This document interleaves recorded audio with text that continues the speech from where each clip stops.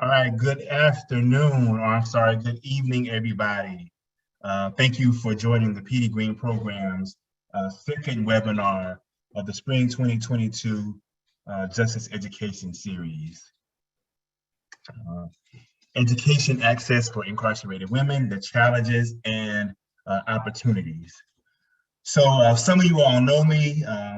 My name is Mako Faniel. At the PD Green Program, I serve as the Director of Equity, Inclusion, and Justice Education. And so in this role, I'm responsible for both internal and volunteer-focused equity and inclusion efforts. And this means that I help volunteers comprehend how to ethically tutor. This also means that I help volunteers understand the broader logics and practices that create mass incarceration and that produce the educational experiences of the incarcerated and formerly incarcerated learners that they support. And lastly, I'm responsible for helping volunteers become advocates for systemic change by connecting them to the ideas, organizations, campaigns, and people working on changing unjust systems and policies. This is why over 200 people are gathered here this evening for our webinar titled Educational Access for Incarcerated Women, Challenges and Opportunities. And so this webinar is exclusively dedicated to the educational opportunities for currently incarcerated and formerly incarcerated women and girls. And so you won't be hearing from me long. But I also want to provide some background on the PD Green Program and kind of connect like why we're even doing this webinar. And then I'll hand it over to the speakers. So at the PD Green Program, our mission is twofold. First, we support the educational goals of incarcerated and formerly incarcerated learners through high quality tutoring programs. So this means that we recruit, train, place, support college and community volunteers who support the educational goals of incarcerated and formerly incarcerated learners who are enrolled in 3 different types of programs. So that's high school equivalency programs. Secondly, that's college bridge programs that build literacy and numeracy skills needed for success in college and careers. And third, college and prison programs. So in terms of the scale of our work, the year before the pandemic, we had over 800 volunteers per semester who came from over 30 colleges and universities, who tutored over 1,100 incarcerated and formerly incarcerated people, enrolled in educational programs in over 40 facilities in 8 states on the Eastern Seaboard. For the spring 2022 semester, we have over 220 volunteers who are providing virtual and in-person support to over 330 incarcerated and formerly incarcerated learners. And so the second part of our mission is to help volunteers not only understand more about incarceration, trauma-responsive practices, and prison education, but also help them become advocates for systemic change. And that's why we do these webinars. And the PGP, we envision a world where all incarcerated people have access to high quality academic programs. And educational justice is at the root of our theory of change. This means that we believe that every incarcerated and formerly incarcerated person should have access to high quality education and should have tutoring support. Now, we know that the face of incarceration is often Black and male because this racialized gender is disproportionately targeted by various arms of the carceral state. But the data also tells us that incarceration rates for women and girls have increased 7-fold since the early 1980s. In my Houston chopped and screwed, I'll go back to that. The data tells us that incarceration rates for women and girls have increased sevenfold since the early 1980s. But educational and vocational programs did not increase to keep pace with the rising rates of incarceration for women and girls. Rather, in the words of our moderator, Kim Haven, women remain correctional afterthoughts. At the PD Green program, we are concerned about models that work to maintain male power by denying educational programming to women and girls. We know that when we help women, you help families. We also know from the work of Black feminists that if we get it right for women, especially Black women, then we're gonna get it right for everybody else. So today, our panelists will point us to the gender-focused and gender-informed research priorities, policies, initiatives, perspectives, and practices necessary to increase educational programming for incarcerated and formerly incarcerated women and girls. All right, so you're about to, I'm about to introduce you to the moderator, but first I want to explain how we will proceed. So the moderator will give a brief introduction to herself and frame the conversation for us. Then each panelist will give a flash talk where for about 5 minutes, they present to us about their organization, the policies that they're working on, and how we can support their efforts. After each flash talk, the panelists will engage in a brief conversation to extend the discussion. We will then spend the rest of our time taking questions from the audience. To ask questions, please use the Q&A function. During the webinar, panelists will answer some of those questions, but then also at the end, when we open it up to the audience, we will use those Q&A questions to answer questions also. And so during the webinar, please don't hesitate to live tweet your thoughts about what you're learning using the hashtag #PGPJusticeEd. Lastly, at the end of the webinar, please stay on to complete the feedback survey. So now to our moderator. To facilitate learning for us for this webinar, we have selected 4 women who are doing amazing work in the educational justice space for incarcerated and formerly incarcerated women and girls. So this evening, we're excited to have Kimberly Haven to join us to moderate the conversation. Kimberly is the current lead of policy, advocacy, and outreach team from prison cells to PhD. There she directs the policy issues and legislative work for the organization. Kim is also a member of the Unlocking Higher Ed Steering Committee and sits on several subcommittees providing administrative support and direction. She's also responsible for creating the Ready for Pell campaign in 2022. She's an advisory board member of the Alliance for Higher Education in Prison and the National Network for Justice. And in the last few weeks, every time that I've spoken with her, she's been coming out of legislative session, where she's been advocating for policies that expand freedoms for incarcerated and formerly incarcerated learners. And so we want to thank you, Kim, for everything that you do. And now I will put you in the hands of the moderator, Kimberly Haven. Thank you so much, and welcome everybody. Thank you for joining us today. I think you're going to be in for an incredible conversation. As he said, I am doing policy work right now. Legislative session for me in Maryland ends Monday at 11:59. Not that I'm counting down the hours, but I am. I still have 2 bills that are alive. They're on 3rd reader. Prayers up. But I do what I do because of what I went through and the things that I saw, the things that I still know that are going on. And education, I know, is a pathway out of prison. It's also a pathway out of poverty. The problem is that it's denied women routinely. And I don't want to bash men. I love my men, but they will put all resources towards men because of the numbers, and the women are shortchanged. We might have one program that is a hit or miss. It's not going towards a degree, and the wait lists are forever long. And so again, if you wanted to pursue education, you're denied.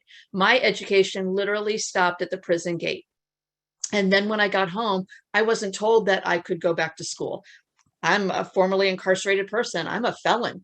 They're not going to let me go back to school. And so I bought into that ideology for a long time. And then I got into this space, and I know that it's not a barrier. I know that there are programs out there, that there are schools out there, and I do still believe in my core that education is a pathway out of poverty and out of prison. And as he said, when we educate women, we educate families, we educate communities, and that's why they don't do it, y'all. Let me be real clear. That's why they don't do it. We also know that education is a learned behavior. So if a child sees mom learning, if a child sees dad learning, but again, I'm going to focus only on the women. If a child sees mom learning and mom's engaged, that's a learned behavior. Then all of a sudden the child learns that education is important and they want to be able to achieve that same level. I'm not knocking vocational programming because sometimes that's really all that, women can do while they're on the inside. But I also know the transformative power when women take educational classes. I know that when they come out, that they are changing the world, and you're going to meet some amazing women that are on this panel that I have so much respect for, that are in fact changing policies, that are changing the narrative, and that are putting language to an issue that directly impacts us. And we need more voices like this. We need more events like this, and we need more engagement, because honestly, at the end of the day, unless and until we engage people and we start flipping that conversation, we are not going to move the needle much further than we really are, without a lot of hard work. I'm willing to roll up my sleeves and do the work. These ladies are rolling up their sleeves and doing the work. But there's space for all of us at this table. And education is critical. Education is the equalizer. And honestly, when I look at the programming that is behind the fence in Maryland, it's one college for women. Wait list, a gajillion years long. There should be more colleges. I know states are trying to do the right thing. I know states are trying to put this in, but they're also failing to make the connection to community-based organizations that can support educational attainment and educational achievement. And that is also problematic. And so there's a myriad of problems that we could get into, but I just want you, as you're listening to the panelists do their flash talk, I just want you to think about, what are the barriers that women have faced and are facing? What are these amazing leaders doing? And what can I do to support their work? Because obviously you understand that education is important, otherwise you wouldn't be here. How can you get involved in this movement? And how can you help us put language to this issue? This is a critical time in our country. It is a critical time in this movement. And so I'm glad you're here. So I'm going to stop talking. I'll meet you on the other side with the questions, but I am going to introduce our first panelist, which is Rabia, right? Rabia, welcome. Thank Rabia, you. I am so sorry. It is just fine. Nobody's right ever. Oh, good. I'll get it right by the end of the thing. So you're going to go ahead and do your flash talk first, and then Alexa will go next, and then Marilyn will go next. So I'm going to turn it over to you, and I can't wait to hear what you are going to talk about, although I do kind of know what you're going to talk about, but I can't wait to hear it. Thank you, Kimberly. Wow. This is an amazing space, everyone. I am so blessed, and it's a pleasure to be in this space where voices of women with lived experience, women who are formerly incarcerated, are raised beautifully. My name is Rabia, and I am a Justice Policy Research Fellow with the Education Trust. I'm a first-generation Pakistani woman. I'm formerly incarcerated justice advocate, currently residing in Los Angeles, as my reentry journey from incarceration into freedom began just in 2020 from state of Texas. A little bit about my history. Prior to incarceration, I graduated with honors as a pre-medical student from University of North Texas. But right after college, things started happening. My parents had this beautiful mindset that their kids are going to go to school, get, education, become a doctor, lawyer, engineer. But like I said, life comes around, right? I started getting involved in organized drug crimes, for many years, and ultimately pushed me into several years into criminality, and ultimately downward spiral into addiction. That was the first time I got convicted. I was looking at a prison term for almost 20 years sentence. And that was the pivotal point in my life that everything changed. This was when the first-handedly, I saw how our justice system consciously serves to criminalize folks who are not born to be criminals, but they desperately need rehabilitation and not punishment. And so by the grace of God, through process of appeals, while I was incarcerated, I was granted to a substance abuse facility in 2019, which is another topic we can talk about, what happens in those facilities. But, I saw freedom. So in 2020, and this was my second chance. This was my second chance to continue life of recovery, to continue life of healing, to make something grand and beautiful out of something that was broken. And I say broken because today I really can say things are piecing up together. So that being said, I believe in second chances to life. I believe we're humans, we're meant to make mistakes, but to lock people up for the rest of their life for charges that could be overturned, and not being able to give the individual chance for redemption, to prove themselves, or even rehabilitation, is a disaster. It's actually inhumane to me. And it happens every day. You see numerous people getting incarcerated every day, and it's a systemic problem that has plagued our country for many years. And so how education falls into my story is, like Kimberly said, right? My academia stopped at the gate of the facility. But however, the beauty of all that was I came from academics prior to incarceration. And so academia allowed me to understand my journey back into normalcy, which I actually hate saying normalcy, but let's say how I normalized reentry for myself. And so education was, like I said, never a topic while I was incarcerated. There was lack of educational programming. There was even lack of information available in these programs. There was inadequate access to to learning, even programs that were offering GED inside the women's facilities. And this was all happening in the state of Texas while I was incarcerated. And so I saw first-handedly how absence of academia or absence of proper rehabilitation affected these women inside the prison cells, inside the solitary confinements.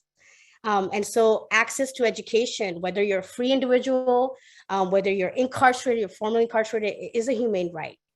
And so Education Trust believes that everyone should have equal right to quality education, whether you come from low-income background, whether you're a person of color, whether you're incarcerated, whether you're formerly incarcerated. So in the realm of higher education, policy and research and practice, the Education Trust works with statewide leaders, policymakers, educators, advocates to equip partners with actionable and accessible advocacy tools, which builds capacity and collective will to demand and secure equity advancing policy and practice. And one of the most monumental, and I'll say, bill Education Trust advocated was for the Pell Grant restoration.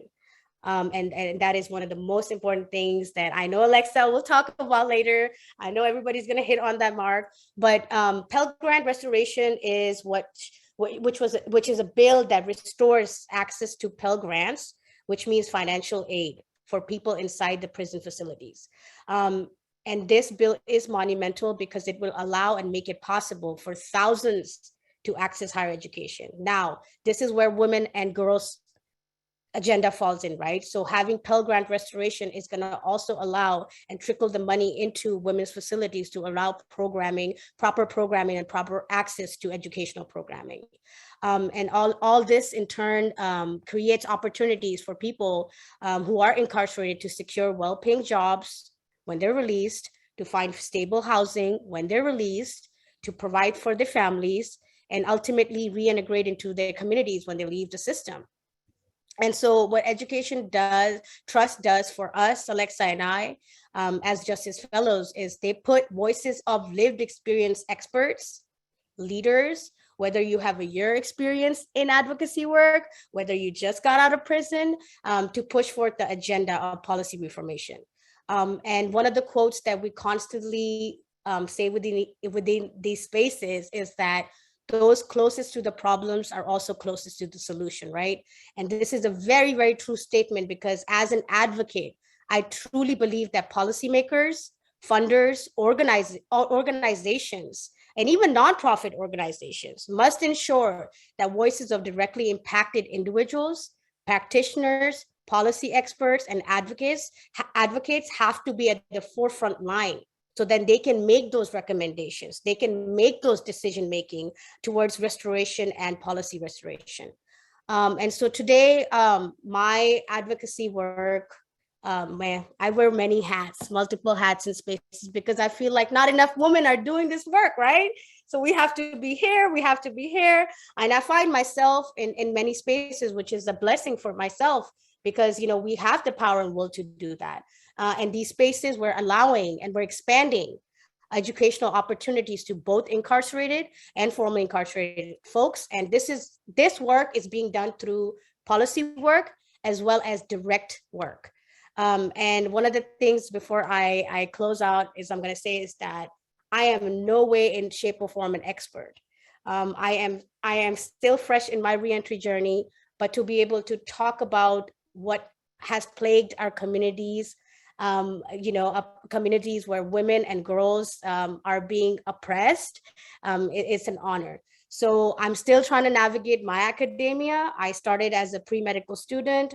My academics was shut down while I was incarcerated. So to go back into the field is something I'm still learning the process. And so it is very important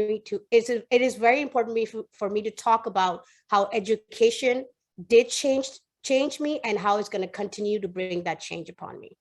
Thank you. Thank you so much. And as Curtis just said in the chat, your experience does make you an expert. You are, in fact, the expert. So thank you so much.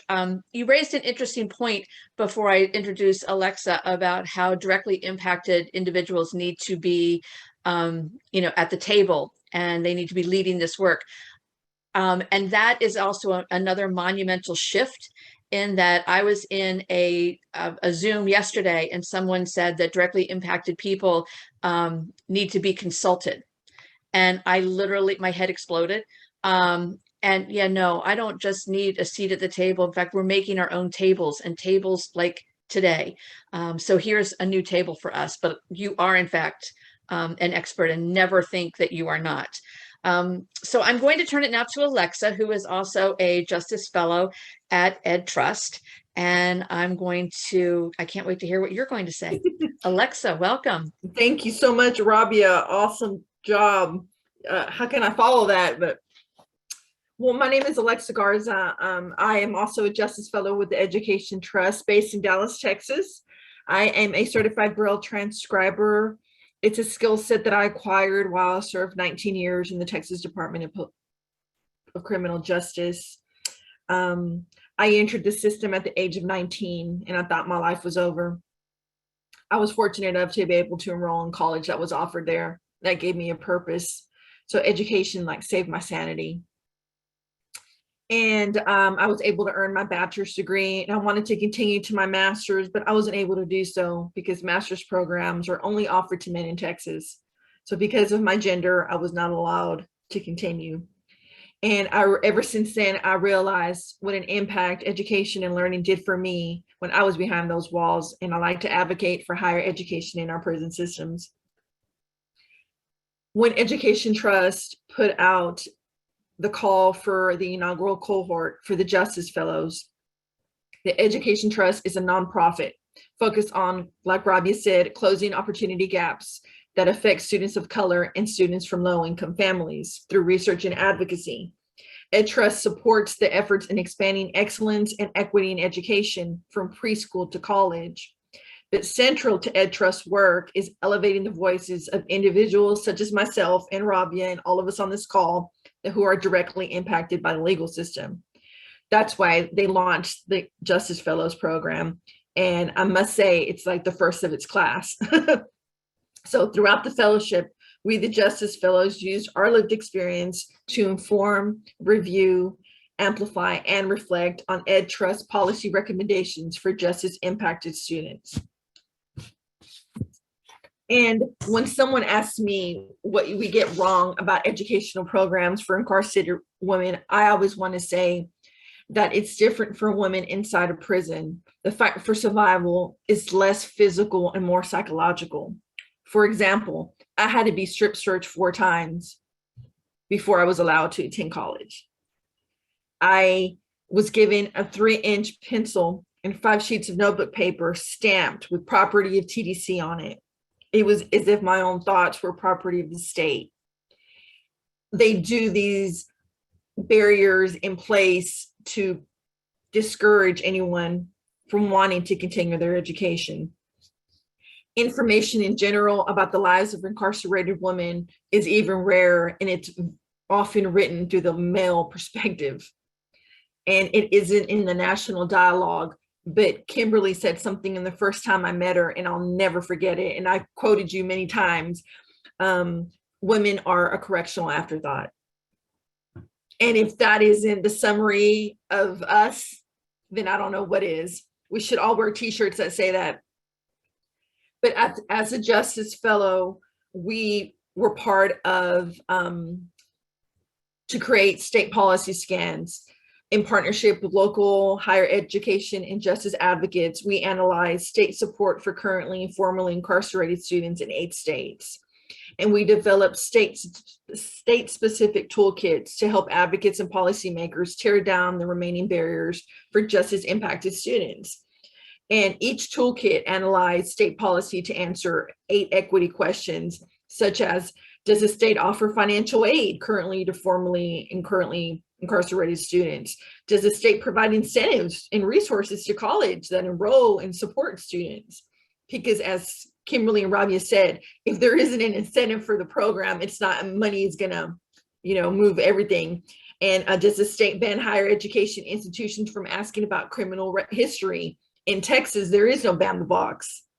They still have that check mark on criminal application, housing, employment, everything.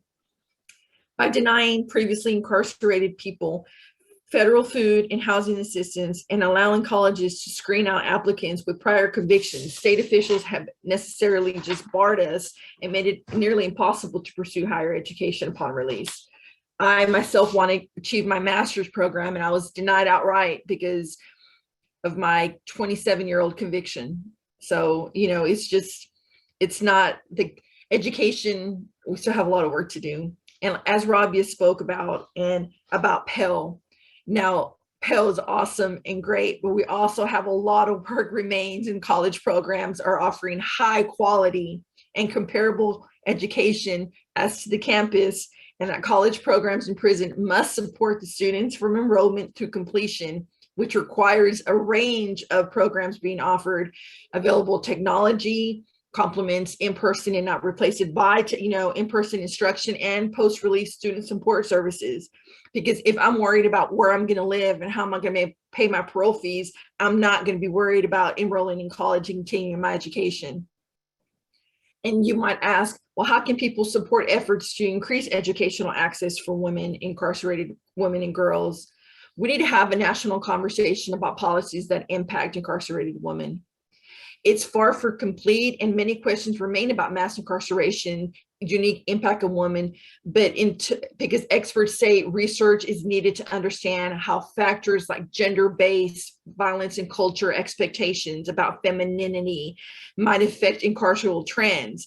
But we don't have that data. That data is very hard to find.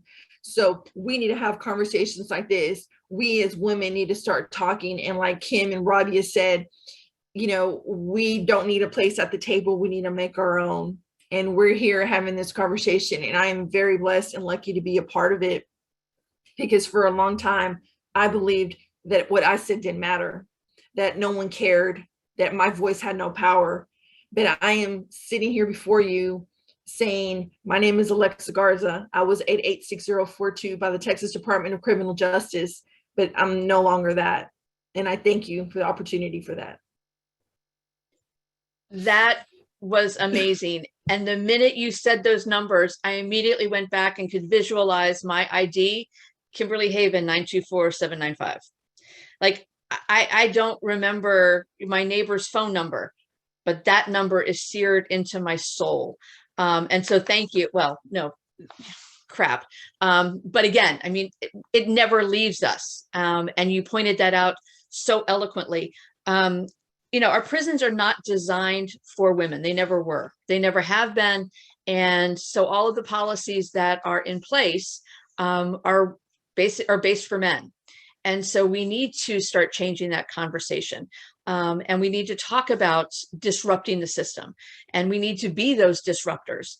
It is my pleasure now to turn over for our next Flash Talk, a woman that I have mad respect for. I am proud to sit as an advisory board member with her on the Alliance for Higher Education in Prison.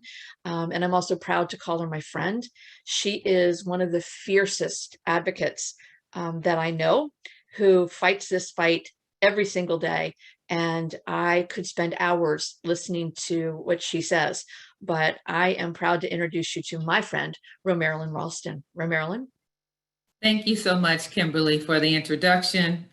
I am so blessed and feel very privileged to be on this panel with Rabia and Alexa. My God, your Flash Talks were amazing. I just want to thank the PD Green program for inviting us to this stage, to providing this opportunity for us to share our wisdom in this space. And Kimberly, thank you for being an amazing moderator. My name is Marilyn Ralston, and I come to this work as a Black feminist abolitionist with an incarceration experience. At age 24, I was sentenced to life in a California prison. Prior to my incarceration, I was interested in attending college and earning my PowerPoint license. Some of you may not know what a power plant is. It's a jet engine.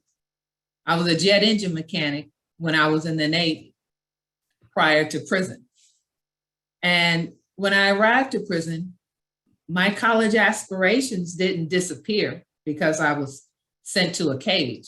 In fact, when I hit the yard, there were a number of college programs that were available.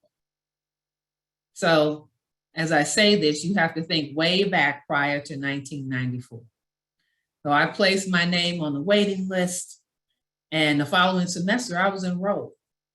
But unfortunately, a few years later, the Crime Bill of '94 was signed into law, and those who were incarcerated lost access to Pell Grant funding. After college classes disappeared, many of us started to develop self-help organizations that focused on education, culture, substance abuse, faith, exercise. You know, in the California prison that I served 23 years in, a group of us convened and we created the first Black women's organization, the African American Women Prisoners Association. And that's where I really learned how to advocate for myself and for others in prison. I served as the chairperson for 10 years for the organization. We addressed Black women's health issues, literacy. We organized around cultural activities and celebrations like Juneteenth. We had clothing drives, food sales. We had mock general elections, and we even discussed voting rights. So I want this audience to know that incarcerated women, we are teaching each other, building communities inside these prison walls. We are not just sitting idle and incapacitated. Some of the most brilliant women I have met in my life are doing life without the possibility of parole. So in other words, I cut my organizing teeth in a California cage. My first job I secured after parole and after receiving my master's degree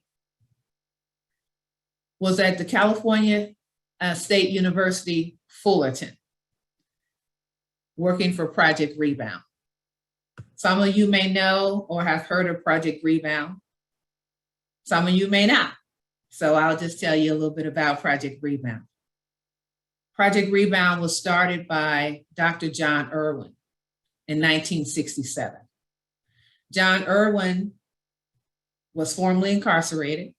He was sentenced to 5 years in prison for robbery. He served those 5 years at Soledad.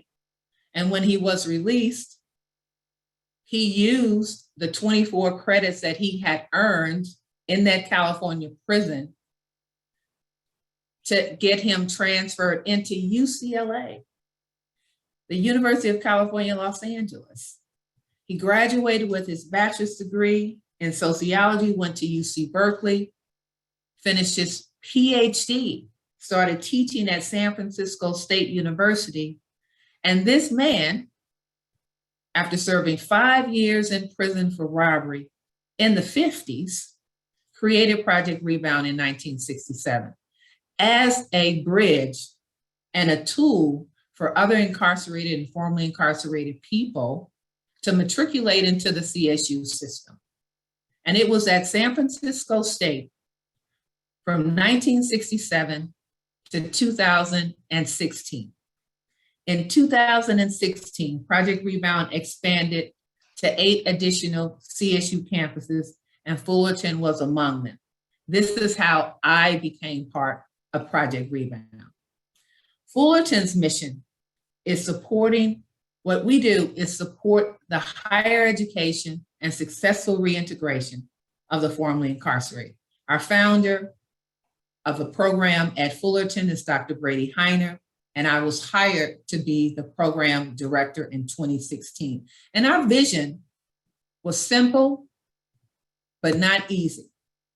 We believe that every person has inherent value and holds the power, possibility, and transformation within them. We believe that public resources are better invested in education and other opportunities for transformation than prisons and punishment. We believe the integration and leadership of formerly incarcerated people is essential to the work of creating solutions to the social crisis of mass incarceration. And with these beliefs, we had some simple goals. We wanted to cultivate skills in critical thinking and writing and oral communications, quantitative and ethical reasoning. We wanted students to be able to enhance their capacity for civic engagement and community leadership. Because these women on this panel right now, they're leaders. They're leaders, not just because of their education, but because of their experience, but because of their grit and their grind and their drive. And so I'm just really excited to be a part of this panel. And lastly, we wanted to make sure that students who come through Project Rebound empower themselves, their families, and their community. And we've heard this spoken by Rabia, we've heard this spoken by Alexa, we've heard this spoken by Kimberly. When women are educated, their families are educated, their communities are stronger. When we provide women with resources, with education, with support, the whole world gets better. And I could just harp on what you said about centering the leadership of those most impacted, because those who are closest to the problems are closest to the solution. And if there are organizations and agencies and people out there that don't think so and that they only think we should be consulted, shame on them. And get out of our way, because we are going to push this movement to places that it has never been able to achieve. And because of what we have been able to acquire through academia, through education, and the networks that we've been able to build since we've been home, and we've been able to reach back and lift up others as we climb in our professional journeys and in our educational journeys. You know, our success is our sister's success, you know, our family success. And so I think what Project Rebound has been doing well recently around policy and advocacy is looking for ways to provide short-term and long-term housing solutions for incarcerated and formerly incarcerated students. Because we know that when we provide basic needs for people who have returned home and that they're able to have quality food, quality housing, transportation, then we can think better. And so when we're not provided those essential basic needs, education is not going to be on our radar, because education is power. And education is powerful, and it is transformative.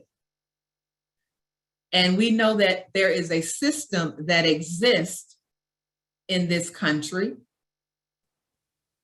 the carceral system, that does not want us to transform, does not want us to be powerful, does not want our families to be successful.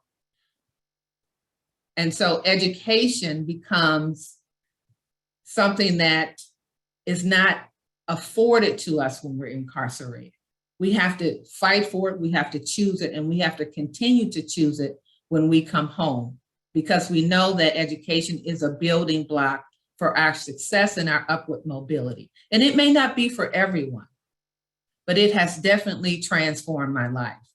And so because of that, I've been able to speak to legislators about the needs of women, about the needs of providing short-term and long-term housing solution for women, because women are the fastest growing population behind bars. 60% of women who are incarcerated have minor children.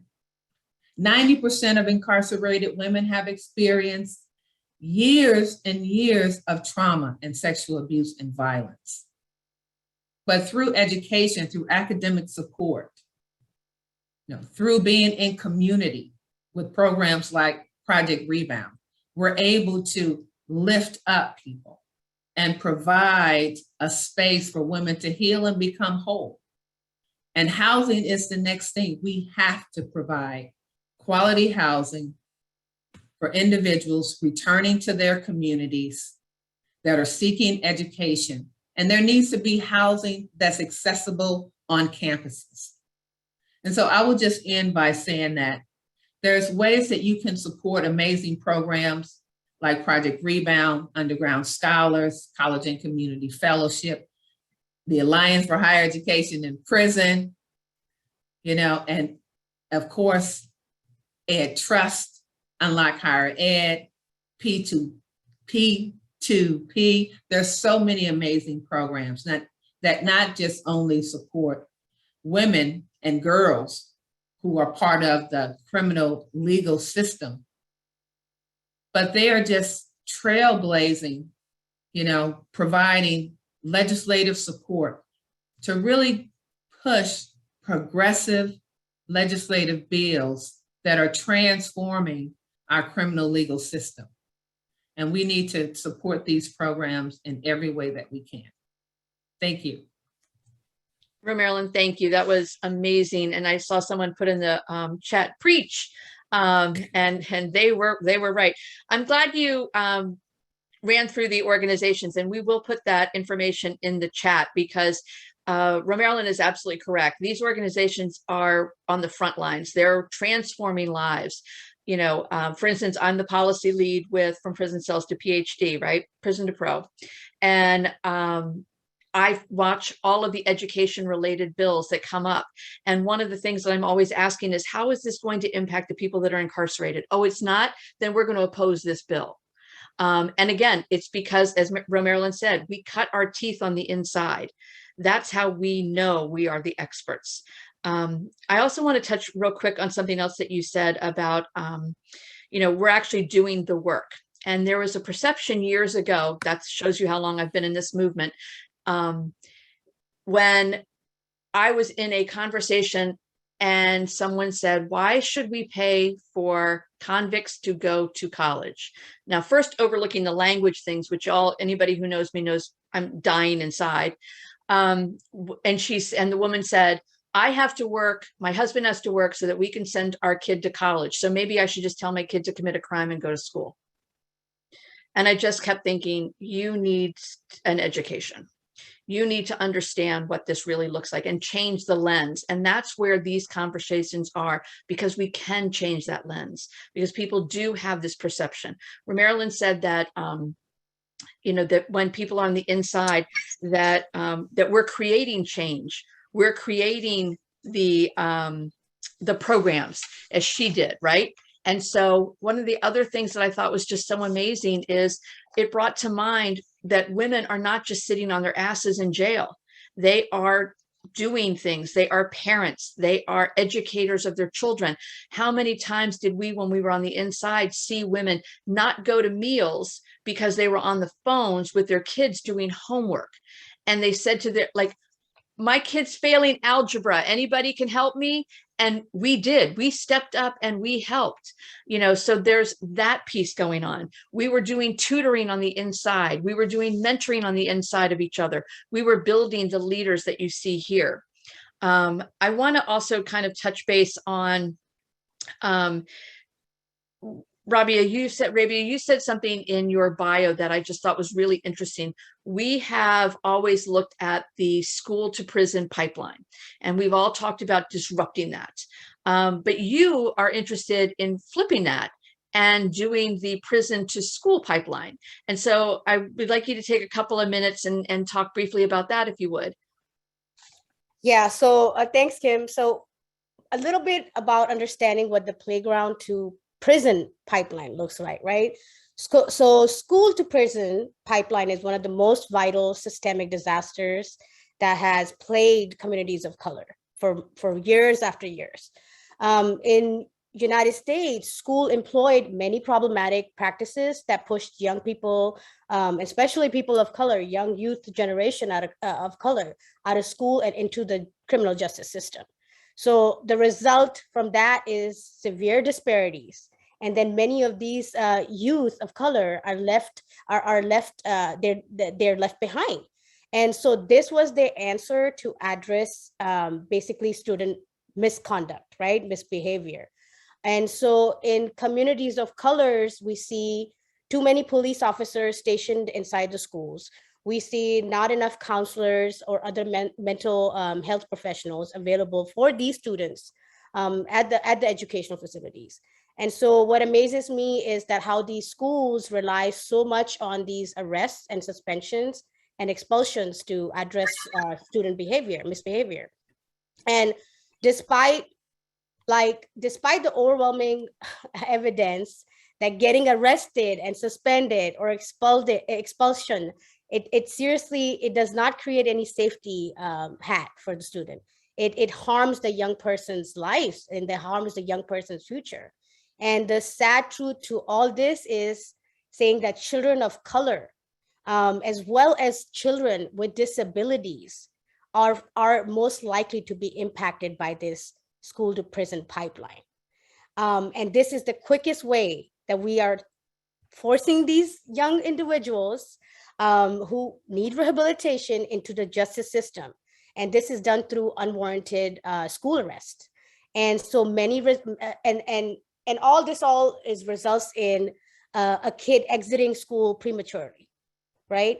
And then what this leads to is heightening their likelihood of future arrest. And this all this adds to racial and ethnic disparities, and then deepening the foundation of mass incarceration. So that being said, school to prison pipeline is what deepens mass incarceration. How we flip that is to dismantle mass incarceration by promoting mass education. And that is happening when you're creating a pipeline from prison to school. And as Marilyn said, that Project Rebound, Rising Scholars, Underground Scholars, these student support programs are there in this California State universities, UCLA. I'm part of a Rising Scholars program at Mount San Antonio Community College. You have these student services programs that are designed for empowering and creating that pipeline for these formerly incarcerated students who are leaving the prison facilities and they're seeking academia now as a free human being. And so what this allows is, and this is why I talk about how important funding is into these student services, because what this fills in the gap is you're creating that gap that academic has plagued into this community of color. And so when you create these student organizations, you're sending a message that whether or not you had academia access inside, as a free person, you're gonna have academia access outside, regarding your criminal convictions, regarding your criminal history. And so understanding academia and looking it through the lens of rehabilitation is what policymakers need to understand. I'm not gonna say that, and let's not say that, because a lot of times people, education is not in their front line, right? They have many other things they're looking for, especially women. Women have kids, they're caretakers, they're providers of their household. So maybe getting a job is the first thing in their mind. But what we're creating is the idea that education allows you to create a brand of yourself. It allows you to invest in your life. So you're investing in yourself, you're investing in your children, you're investing in your career. And all in all, it helps you create a career that will give you a sustainable living and a sustainable environment and a lifestyle. So you can further on continue to live the life that you were supposed to live prior to your mistakes, prior to all the problematic situations that occurred. And so prison to school pipeline is the agenda. People have to understand and almost brand it into their mind that education is the right to everyone, whether are incarcerated, whether you're formerly incarcerated. So creating this pipeline is to allowing people who have already started education while they're incarcerated and how they can continue to pursue those degrees in university level, right? In community college. And now you're seeing a lot of students that are able to get their associate degrees inside the prison facilities, but then they wonder how can they continue to get their bachelor's when they get released, right? So I'm an advocate for this agenda.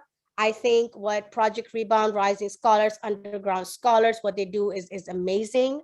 It's almost like a family. They have created this family where you empower each other through the lens of lived experience, through the lens of critical lenses that they've seen for the criminal justice system. And they push academia to allow people to understand it doesn't matter if you have a criminal record, you can get your PhD and you'll be sitting alongside with people who have never seen those bars, those cells in their lives, and you can be the person who can make these policy changes. Thank you so much. I want to get to some of the questions that are in the chat. And we have one that I'm not going to go in any particular order, but Anonymous said, do you see value in prison education programs that are not necessarily tied to degree granting programs, not vocational, but arts and humanity type programs? And in 1 minute, Marilyn. Thanks for the question. Oh, absolutely. I think the arts are important, especially for folks inside. Many incarcerated people came from, public schools that didn't have arts programs. So absolutely there's a value in arts. I'm a recipient of the value of arts, within the CIW, California Institution for Women, UCLA and UC Berkeley had arts programs. They came in, they taught keyboard, guitar, ceramics, painting, dance. And although they weren't degrees, we received certificates. There were other programs from Loyola Marymount University that came in and provided choice theory and other classes. So absolutely. There is a space for that if they are regionally accredited. And so where I draw the line is, you know, when we're talking about some of these schools that are not regionally accredited, they're really just taking advantage of incarcerated people, their money, their family's money. Sometimes they're Pell Grant money. And so we want to make sure that there's guardrails and protections around incarcerated students. And so we want to make sure that any program, whether it is degree bearing or not, is regionally accredited and transferable and nonprofit, not for profit.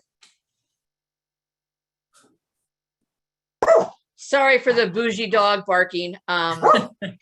You know, it is Zoom. Technology works till it doesn't, and you can't, you know, but tear that out. If I may, Kimberly, I just wanted to comment on what Rabia was saying, because she was spot on, and just give some quick stats about Project Rebound. You know, in the 5 years of the expansion of Project Rebound, from that single program at San Francisco State to now 14 campus programs across the state of California, from Humboldt to San Diego, there have been over 700 students in our programs. 700. You know, at Fullerton alone, we've graduated 50 students in 5 years. 50 bachelor's degrees conferred. And out of those 50 bachelor's degrees conferred, 10 of those students were accepted into master's programs and 4 into PhD and doctoral programs. So this is the transformative power of higher education. This is how we reduce recidivism. This is how we just, you know, we turn our lives around. And it is so empowering to have education, but not just for, you know, being able to think critically about the issues and have intellectual conversations that are stimulating and yada, yada, and use $5 words, but it's about the network. And that's what Rabia was getting at when she talked about family. You know, one thing we do really well as individuals who've been impacted by the criminal legal system is we know each other. We know the walk, we know the talk, we know the look, we know when we're stressed, you know, we know each other. And so even if we are in a university like Cal State Fullerton that has over 40,000 students, you can walk across that campus and you will notice something about someone that's familiar to you, and you will know where they've been and you can support them. And so we do that. But we have to do that out, and we have to do that proud, and we have to do it loud. And all of the programs that we've named here do that. We can no longer hide in the shadows. You know, we don't have to live our lives in shame and in humiliation from having an incarceration experience. You know, we are empowered and we are transformed individuals, and education has done that. Thank you. Alexa. I just want to say that Marilyn and Rabia from California. I'm from Texas. Experience is totally different. You know, policy and state. As someone was saying in the chat, Texas does not invest in women's college program the same as the men. Limited degree plans, lack of interest, dissemination of information, post-incarceration services, reentry services, they're non-existent. I'm working right now to try to develop a program for reentry, and out of 50 emails I sent and phone calls I made, I haven't got one response. So that's really sad. And they keep saying, well, California has a lot of money to put in. California has a lot of money to put in. But my thought is, Texas, you have one of the largest carceral systems in the United States. What's the problem? Well, everything has to be looked at through the lens of punishment. Never heard rehabilitation. I never heard the word rehabilitation. I never once heard anyone encourage a GED graduate to enroll in college in my 19 years. I never once heard anyone want us to continue learning, even if it was vocational. I learned Braille. I learned how to drive a forklift. Did I ever think I was going to be driving a forklift? No, but anything they offered it was so limited that I jumped at the chance because I never knew when it was going to come around again. So we have to look at it like education for me is I never wanted to look back and say I wasted a moment of my time there. So anything that was offered, I took it. But it just amazes me, like Rabia and Marilyn are part of like Project Rebound and Rising Scholars and all this great. That's right, Rabia left Texas, right, Rabia? And because she knew that you weren't gonna get on your reentry journey because like the closed doors. So it should be like all of us should get together and put it on the federal level so that all this can change and not state by state basis, you know, like they're talking about ban the box in Georgia and ban the box here and well, let's do it on us. We got some powerhouses all together. We can be united and do it together. So it's always amazing to me when we have these conversations and people always say, we've said it on this call, those that are closest to the problems or closest to the solution, but are farthest from the resources. Let's finish that. Right. And power, resources and power. That's right. So let's finish that. And that's true because, you know, Texas doesn't have a problem from the men. Is the misogyny? Is it budget issues? Is the misogyny veiled as budget issues? What exactly is it? And so it's always interested in me to be on this discussions and these panels and saying, hey, man, California is great. And Rabia says, Alexa, if you come to California, you'll have this and this and this and this. And I'm like, it's difficult to leave, you know, your state or your family and stuff. But Rabia, you left because you knew. And I'm applaud for all the great work that you both are doing and all this change. But there's still a lot of work to be done. So just wanted to put that out there. There is. And, you know, organizations like the ones, and we put them in the chat, and my fingers were moving faster than my eyes. So I apologize for the Project Rebound, Operation Rebound screw up. Again, head not coordinated. I've only had one cup of coffee. That's my defense. But again, like, you know, organizations, you know, like from prison cells to PhD, you know, they're across the country. They're a community program that's national in scope, but that is, you know, not rooted in, you know, faith-based. I'm not trying to knock faith-based, you know, programming and things like that, but they're developing leaders. You know, they're using advocacy and leadership development, and all of these programs that we've referred to are doing this exact same thing. And leaders are coming out of this so that we can change the narrative, so that we can actually change how we drive this conversation. And I always maintain, and Marilyn and I just had a conversation about this the other day, if you are not one of us, then you don't belong at the top of this table. We're the ones that should be driving this. You should be supporting our work. Our numbers are huge. And, you know, again, I just keep thinking about, someone raised a question about community-based programming or programs that were created by community-based organizations and not formal educational institutions. And those are also critical because they provide that linkage. But corrections doesn't want to make those linkages. They don't want to do anything more than, you know, lock people up, keep the keys, keep their blinders on, and not do anything that supports that reentry, that transition, that linkage to organizations that are in the community that are doing authentically good work.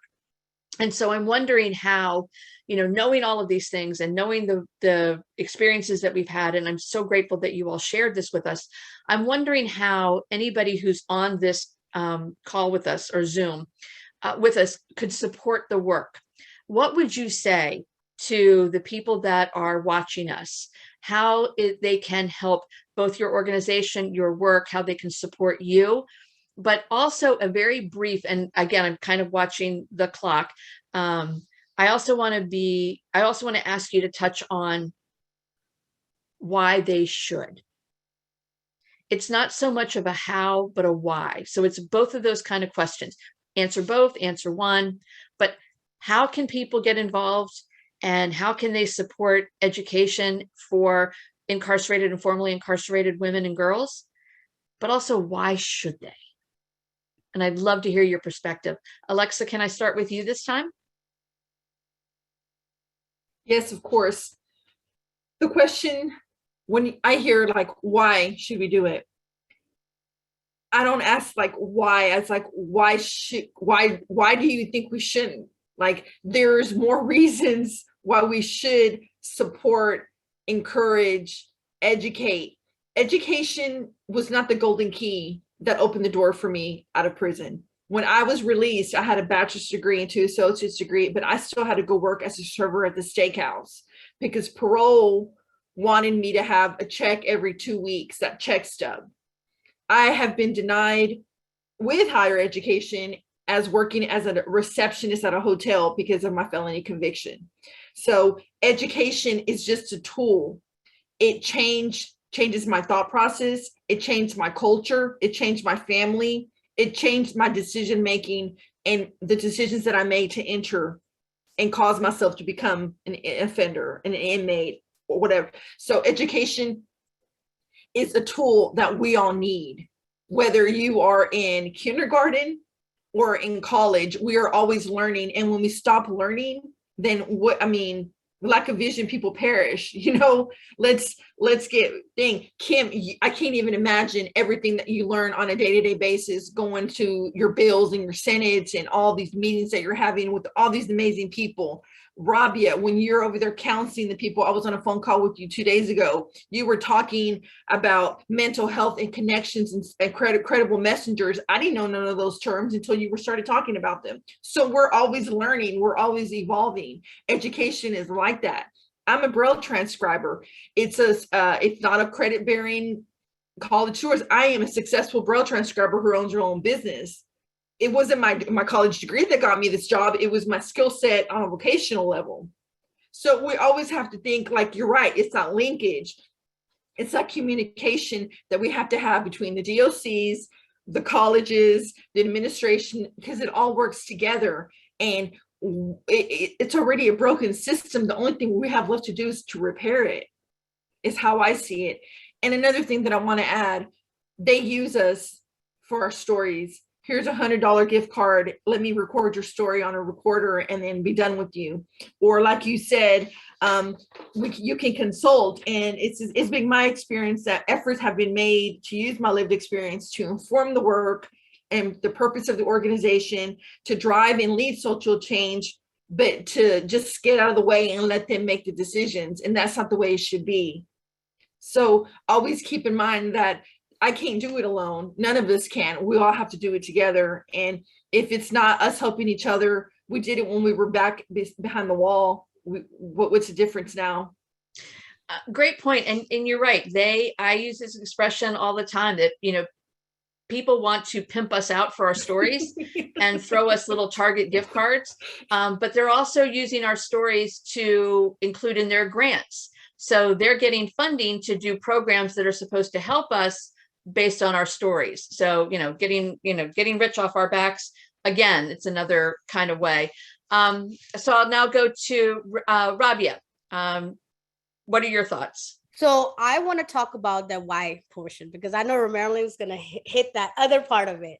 So United States release approximately 600,000 individuals back into their communities each year.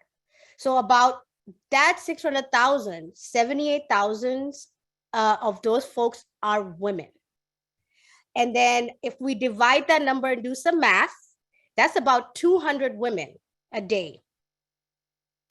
And so with this number being said, and I know in the idea of numbers, it didn't make sense, but you're think about it. You have 200 women being released from prison systems.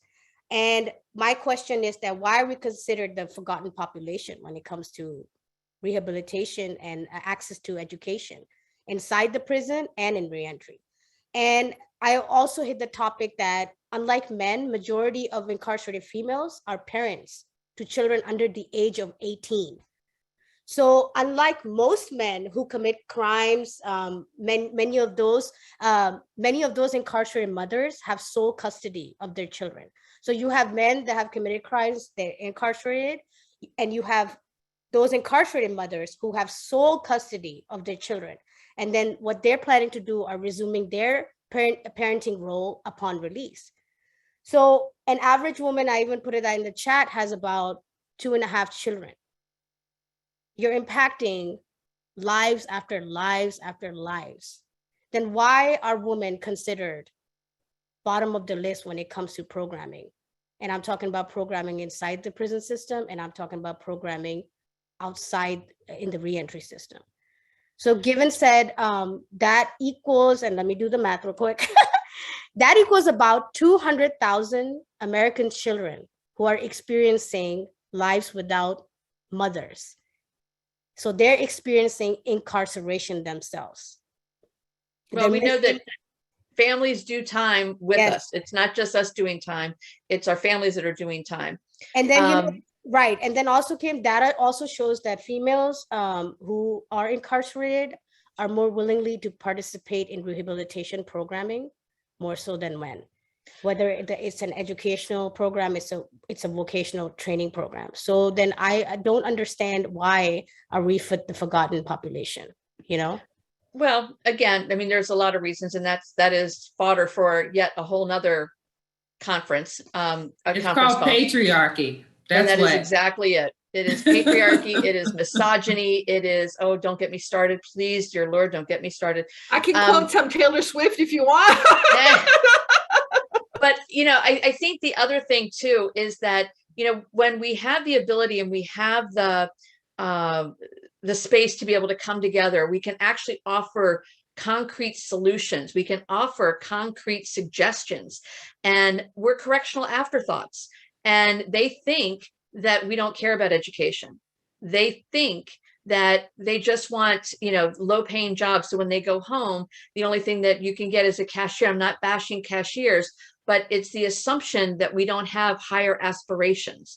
It's the assumption that we're just going to go back and do what we were going to do when job readiness, or not job, you could go out for work release while you were incarcerated.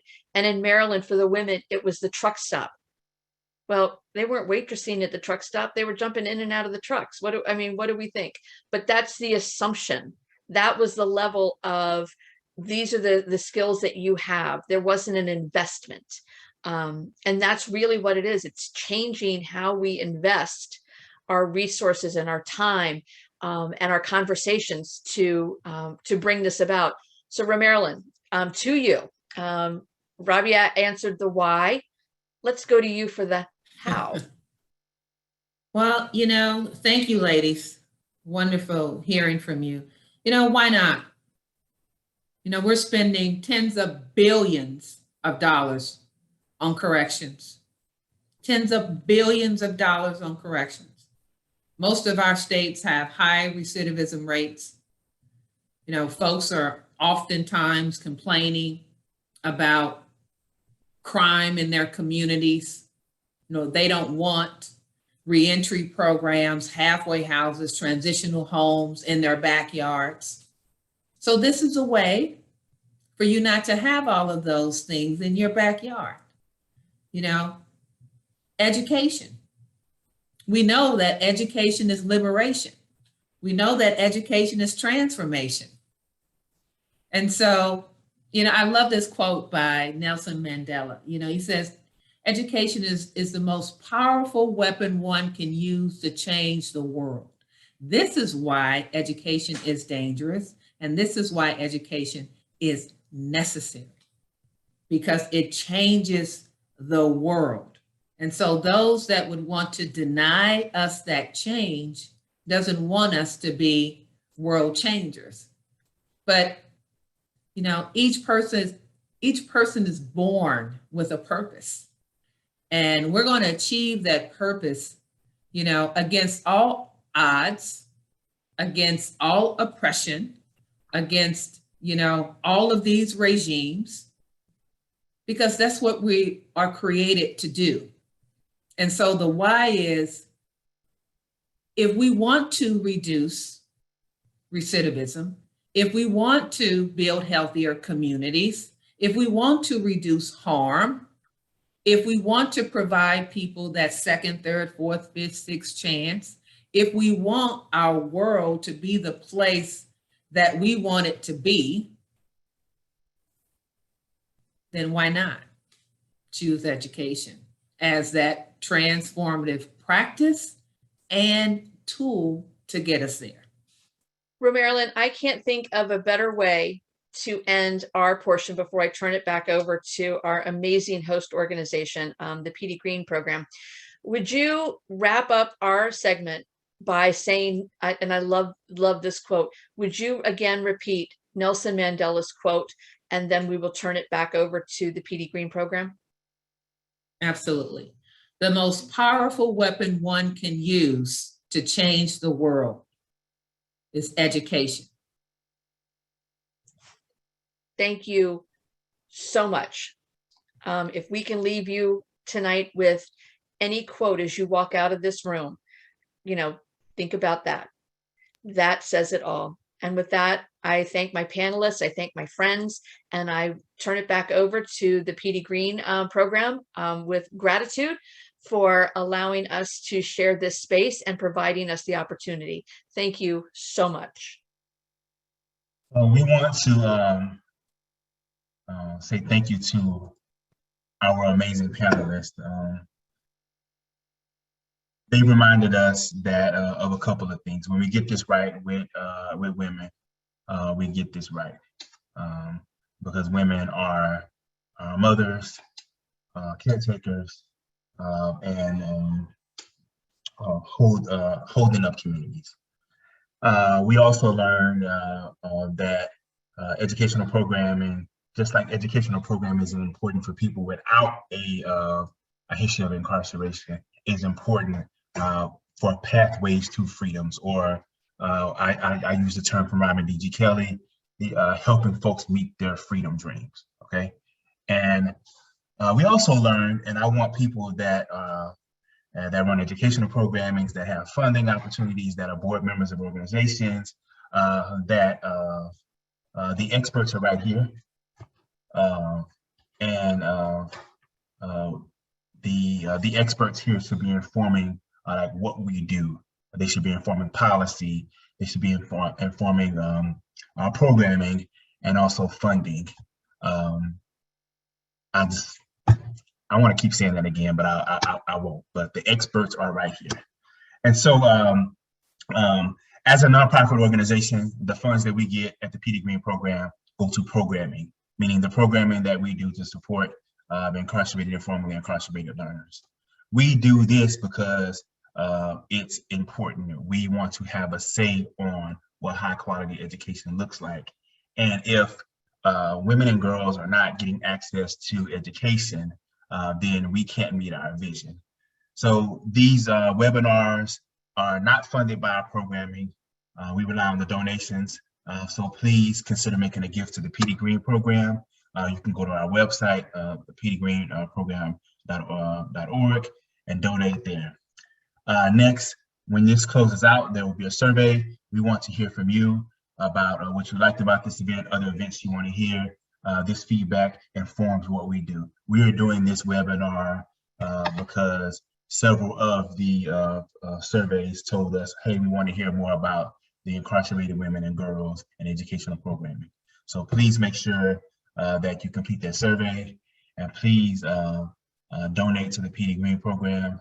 And please, as a person who votes, as a person who will have money from your career, as a person that has influence, you can do so much outside of like direct action, outside of going to march, like electoral politics. Who you decide to elect to go to state houses and go to Washington D.C. They are the ones who are voting on policy. They need you to let them know that this is an important issue. And you can also continue to give money because organizations need money to do advocacy work, and people need money to do these programming. So donate, complete the survey. This is the last webinar for the semester that we're doing with the PD Green program. We'll be back in the fall.